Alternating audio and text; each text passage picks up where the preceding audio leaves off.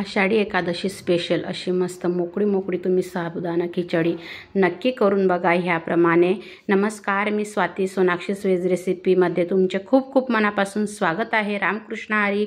बघा, साबुदाणा खिचडी बनवण्याकरता आपण 1 वाटी साबुदाणा घेतलेला आहे आणि तो छान असा निवडून घ्यायचा आहे आणि 2 पाण्याने स्वच्छ धुवायचा आहे। आपल्याला 1 ते 1.5 वाटी घेतलेला आहे स्वारी। आणि त्यानंतर आता बघा, आपल्याला हा स्वच्छ 2 पाण्याने धुवायचा आहे छान निवडून। आणि बघू शकता असा पातेल्यामध्ये आता पाणी ठेवलेलं आहे, धुवून घेतलेलं आहे मी। आणि बघा, असं 2 पाण्याने धुवून एवढं पाणी आपण ठेवायचं आहे, थोडंसं वरती येईल म्हणजे साबुदाणा आपला डुबल। बघा, आता 5 ते 6 तासांनी आपला साबुदाणा असा छानपैकी मस्त भिजलेला आहे, किती मोकळा मोकळा झालेला आहे तुम्ही बघू शकता। एखाद्या वेळेस थोडंसं कमी पाणी झालं, साबुदाणा कडक झाला तरी तुम्ही साबुदाण्याची मी पुढची प्रोसेस तुम्हाला सांगते। बघा, 3 बारीक मिरची घेतलेली आहे, 3 मध्यम आकाराचे बटाटे घेतलेले आहे, अर्धी वाटी शेंगदाणे भाजून घेतलेले आहे। मी पूर्ण साल काढलेली नाही, मला साल काढलेले शेंगदाणे नाही आवडत, पण थोडेसे काढून घेतलेले आहे। आता अशी बटाट्याची साल काढून घ्यायची आहे आणि साबुदाण्यामध्ये बटाट्याशिवाय तर मजाच नाही। आता बघा, बटाट्याची अशी साल काढून घेतल्यानंतर आपल्याला पाण्यामध्ये ठेवलेले होते मी बटाटे, आता मस्त अशा आपल्याला चकत्या करून घ्यायच्या आहे। बटाट्याच्या मधून एक काप देऊन बघू शकता तुम्ही, ह्या प्रकारे मी आता चकत्या करत आहे। तुम्ही उकडून सुद्धा साबुदाण्यामध्ये बटाटे घालू शकता, पण ह्याप्रमाणे तुम्ही नक्की बनवा। खूप सुंदर अशी झटपट होती साबुदाणा खिचडी आणि खायलाही खूप टेस्टी लागते। थोडीशी वेगळ्या पद्धतीची बनवलेली आहे, तुम्ही बघू शकता। आता अशा चकत्या करून घेतलेल्या आहे, तुम्हाला पाहिजे तर तुम्ही चौकोनी तुकड्यांमध्येही करू शकता कट। आता बघा, आपण जी अर्धी वाटी शेंगदाणे घेतलेले आहे ते आता आपल्याला मिक्सरच्या भांड्यामध्ये आता मी बारीक करून घेतलेले आहे। खूप असं बारीक नाही केलेली आहे मी, दाण्यांचा कूट म्हणजे खाताना असं आपल्या दाताखाली शेंगदाणा नाही येत, मग असा थोडंसं जाड बारीक ठेवल्यावर मस्त दाताखाली शेंगदाणा येतो। आता बघा, मी मिरची अशी कट करून घेत आहे आणि जाड मिरची तर तुम्ही नक्की वापरा, साबुदाण्याला खूप टेस्ट येते। नाहीतर तुम्ही मिरची बारीक वापरली तर तळून खाण्यासाठी सुद्धा ही जाड मिरची अगदी फिकी आहे, तुम्ही वापरू शकता। बघा, आता मी ह्या प्रकारे मोठ्या मोठ्या आकारामध्येच कट करते आहे, तुम्हाला पाहिजे तशी तुम्ही कट करू शकता। आता आपलं साहित्य सगळं तयार झालेलं आहे, बटाटा कट झाला, मिरची कट झाली, दाण्यांचं कूट झालं, साबुदाणा छान असा भिजून झालेला आहे। आता आपल्याला साबुदाण्यामध्ये मीठ टाकून घ्यायचं आहे।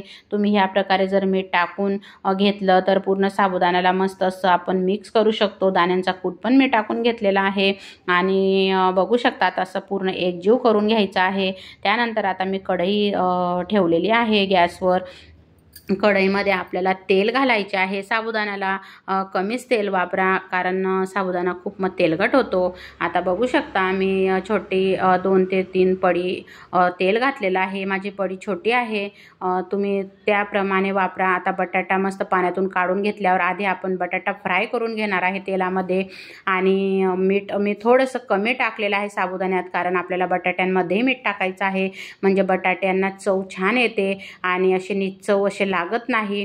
आता छान असे परतवून घ्यायचे बटाटे आणि तुम्ही असेच फ्राय करून सुद्धा तिखट मीठ घेऊन सुद्धा तुम्ही खाऊ शकता, खूप सुंदर लागतात ह्या प्रकारे बटाटे फक्त वाफवलेले तेलामध्ये। आता आपल्याला थोडंसं मीठ टाकायचं आहे चवीनुसार, कारण मिठामुळे छान अशी एक चव येते बटाट्यांना। तुम्हाला जर असे मीठ टाकायचं असलं तर साबुदाण्यात तुम्ही कमी मीठ घाला आधी। आणि बघू शकता आता मस्त असं आता वाफ येऊ द्यायची आहे बटाटा शिजेपर्यंत। आता आपण बघणार आहे आपला बटाटा शिजलेला आहे का। खूप सुंदर अशी ही साबुदाणा खिचडी आपली तयार होणार आहे।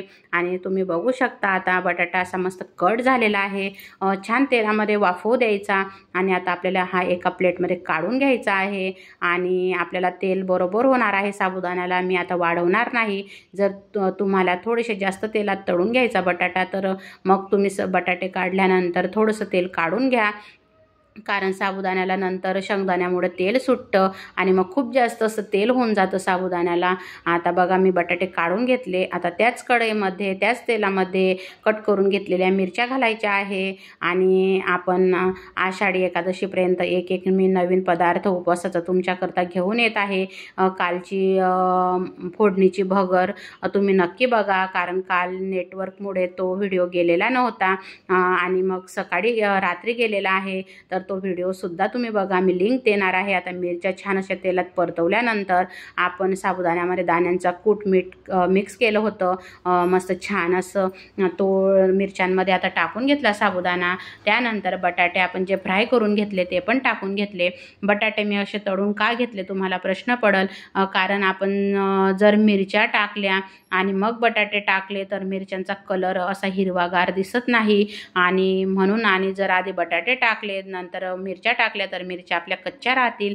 आणि तुम्ही त्या प्रकारे पण करून बघा, मिरच्या टाकल्यानंतर बटाटे टाका आणि मग ते वाफेवर होऊ दिलं तरी चालेल, तसंही चालतं, पण मिरच्यांचा कलर असा हिरवा दिसत नाही, थोडासा वेगळा असा शिजवलेल्यासारखा कलर येतो. म्हणून बटाटे मी आधी तेलामध्ये वाफवून घेते.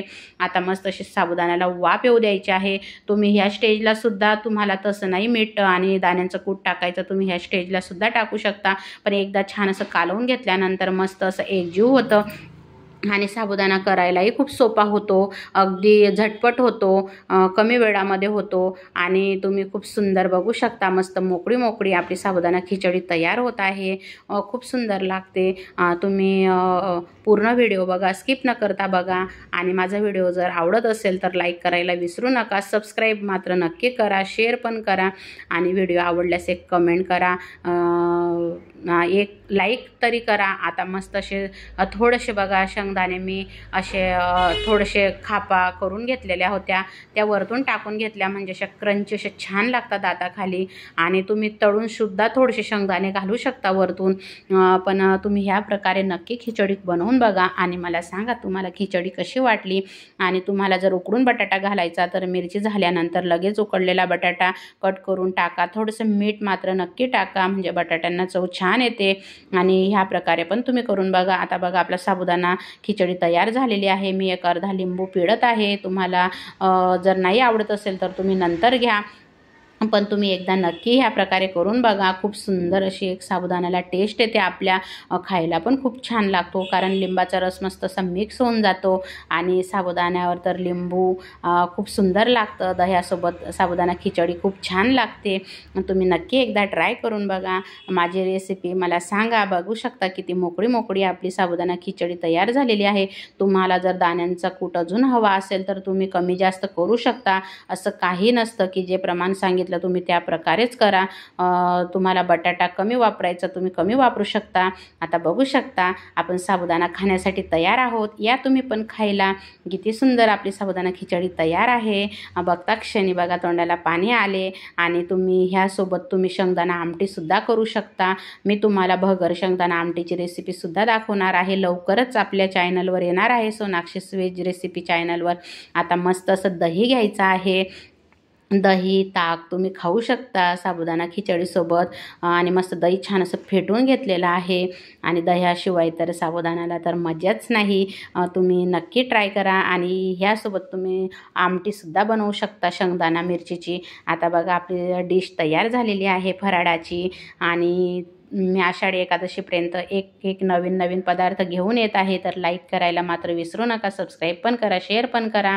आणि बघू शकता आता आपण खाण्यासाठी तयार आहोत. मस्त असं आता आपण टेस्ट करणार आहे. खूप सुंदर झालेला आहे साबुदाणा खिचडी. श्री स्वामी समर्थ.